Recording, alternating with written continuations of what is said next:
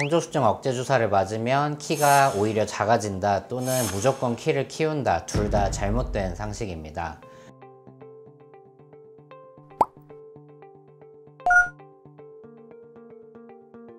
안녕하십니까. 아름드리나무 어린이병원 소아청소년과 전문의 신도영입니다.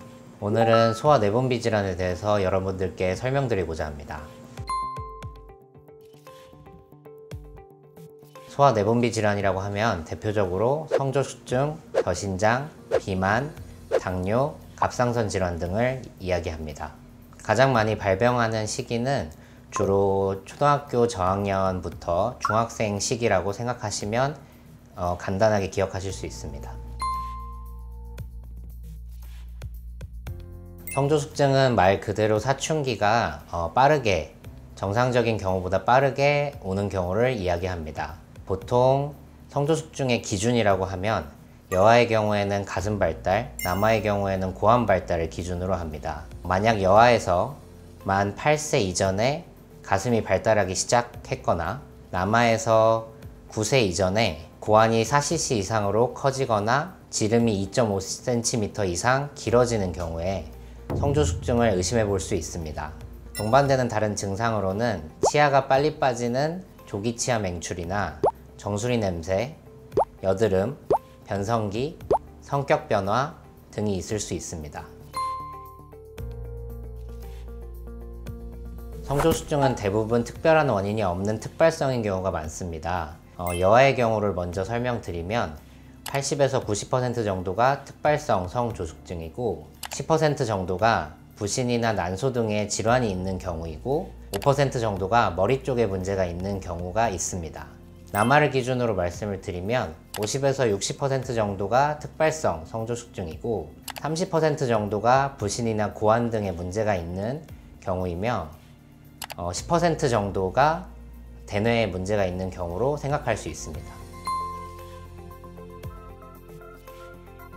아까 말씀드린 것처럼 특별한 원인이 없는 특발성의 경우에도 현재 연구되고 있는 환경적인 요인들이 있는데요. 대표적으로 소아비만, 스마트폰 노출, 그리고 환경호르몬 등을 생각해 볼 수 있습니다. 특히 환경호르몬에 대해서 먼저 설명을 드리면 우리 몸에서 내분비 물질이 아닌데도 몸에 들어와서 마치 호르몬처럼 작용하는 것을 환경호르몬 물질이라고 하게 되는데, 대표적으로 오래된 플라스틱이나 젖병을 사용한다거나 오래된 장난감이나 그 캔류에서 나오는 비스페놀 같은 성분, 페인트나 살충제에서 나오는 다이옥신이나 프탈레이트 같은 물질들, 어른용 화장품에서 나오는 어떤 화학물질 등이 아이들에게 영향을 미치는 환경호르몬으로 작용할 수 있습니다.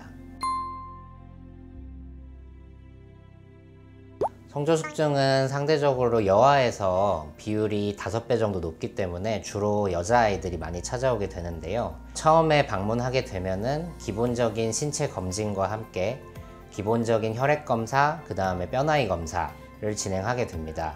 만약에 기본적인 신체 검진을 통해서 강력하게 성조숙증이 의심이 되는 경우에는 확진검사를 바로 진행하는 경우도 있고, 그렇지 않을 때는 기본검사만 진행한 후에 필요시에 확진검사를 진행하게 됩니다. 의료진의 필요에 따라서 필요하면 난소나 자궁초음파, 유방초음파 또는 고환초음파 등을 시행해 볼 수도 있습니다.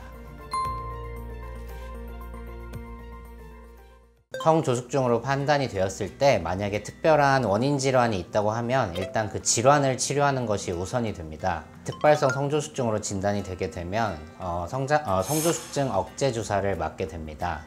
여아의 경우에는 만 9세 이전에, 그리고 남아의 경우에는 만 10세 이전에 치료를 시작하면은 건강보험을 적용받아서 치료를 할 수가 있습니다. 치료 기간에 대해서 많이들 궁금해 하시는데, 치료 기간의 경우에는 보통 건강보험이 적용되는 시점이 여아의 경우에는 만 11세 11개월까지, 남아의 경우에는 만 12세 11개월까지입니다. 보통 치료 시작 시점을 고려했을 때 대략적으로 3년 정도 치료를 하게 된다고 생각하시면 됩니다. 성조숙증 억제 주사는 대부분의 일반적인 주사제와 비슷한 그냥 일반적인 부작용이 대부분입니다. 주사 부위가 좀 아프다거나 붓는다거나 두드러기 반응처럼 과민 반응이 생긴다거나 또는 드물게 무균성 농양이라 그래서 주사 맞은 부위가 약간 골물 수가 있습니다. 대부분은 큰 치료 없이 경과 관찰하거나 약을 복용하면 좋아지는 증상들입니다. 또한 여자아이의 경우에는 주사를 처음 시작했을 때 일시적으로 유방이 좀 더 나와 보인다거나 질출혈이나 질분비물이 일시적으로 느는 증상이 있는데, 이와 같은 증상들은 대부분은 금방 사라지게 됩니다. 지금 전 세계적으로 성조숙중 억제 주사가 사용된 지가 50년이 넘었고, 우리나라에서도 40년 가까이 치료를 이어오고 있는 약물이기 때문에 그거 외에 안정성에 대해서는 크게 염려하지 않으셔도 됩니다. 성조숙중 억제 주사를 맞으면 키가 오히려 작아진다 또는 무조건 키를 키운다, 둘 다 잘못된 상식입니다. 먼저 키를 작게 만든다는 거에 대해서 말씀드리면, 성조숙중 억제 주사가 일시적으로 성적인 발달 상태를 늦추는 거기 때문에 주사를 맞는 동안 성장 속도가 조금 늦어질 수는 있지만, 그만큼 뼈나이가 진행되는 것을 최대한 늦춰서 더 오래 클 수 있게 만들어주는 치료입니다. 그렇기 때문에 결국 최종 키는 치료받기 전보다 오히려 더 커지는 효과를 볼 수 있습니다. 하지만 또 반면에 이 억제 주사를 맞으면 무조건 큰다고 하는 것도 잘못된 상식입니다. 적정한 시점에 맞으면 키가 커지는 효과가 있지만, 만약 뼈나이가 너무 진행이 된 상태에서 잘못 주사를 맞게 되면 오히려 최종 키를 더 작게 만드는 부작용도 분명히 있습니다. 최근 들어서 무분별하게 뼈나이가 이미 많이 진행됐는데도 억제 주사를 시도하는 몇몇 병원들이 있는 것으로 알고 있는데, 이런 경우는 매우 주의해야 되고, 그렇기 때문에 소화 내분비를 세부 전공한 의사에게 꼭 확인을 받으셔야 합니다. 소화 비만은 최근에 서구화된 식습관과 잘못된 생활습관, 그리고 특히 코로나 시기를 거쳐가면서 외부 활동이 줄어들고 내부 실내 활동이 늘어나면서 청소년기에 폭발적으로 증가하게 되었습니다. 소화 비만은 어른의 비만과 비슷하지만 더 중요한 점이 소화 비만 환자의 대부분이 성인 비만으로 이어진다는 데 있습니다. 또한 비만함으로써 생기는 여러 가지 합병증이나 염증 등이 성인 비만보다 더 오래 가기 때문에 아이들의 건강에 더 심각한 영향을 준다고 볼 수 있습니다.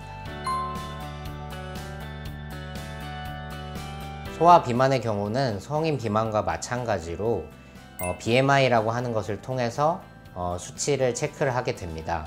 BMI 수치의 경우는 체중을 키의 제곱으로 나눈 수치를 의미하는데, 수치가 25 이상일 경우에는 비만으로 보게 되고, 더 어린 소아의 경우에는 단순히 이 BMI 수치로 보는 것이 아니라 이 BMI 수치가 100명 중에 95등 이상인 경우에 비만이라고 이야기하게 됩니다. 현실적으로 우리나라에서 만 12세 이전에 비만에게 적용할 수 있는 치료법이 많지는 않습니다. 그렇기 때문에 더욱더 생활습관 교정이 중요하다고 할 수 있는데요. 일단은 식습관부터 설명을 드리면, 식품 신호등이라고 하는 것이 있어서 식이섬유가 풍부하고 마음껏 먹어도 되는 초록군, 정해진 열량만큼만 섭취해야 되는 노란군, 되도록이면 섭취를 멀리해야 되는 빨간군 등이 있습니다. 이러한 식품 신호등을 잘 지켜서 먹는 것을 조절하게 되면은 살을 빼는데 도움이 될 수 있습니다. 특히 요즘 초등학생들도 마라탕이나 탕후루 같은 음식들을 많이들 먹는데, 그런 자극적이고 열량이 높은 음식은 반드시 피해 주어야 합니다. 또한 일찍 자는 것이 굉장히 중요한데, 야식의 섭취를 줄일 수 있을 뿐만 아니라 성장 호르몬 분비가 밤 10시 이후로 많이 되기 때문에 성장에도 도움이 돼서 키가 커지면서 비만도가 줄어드는 효과가 있을 수 있습니다.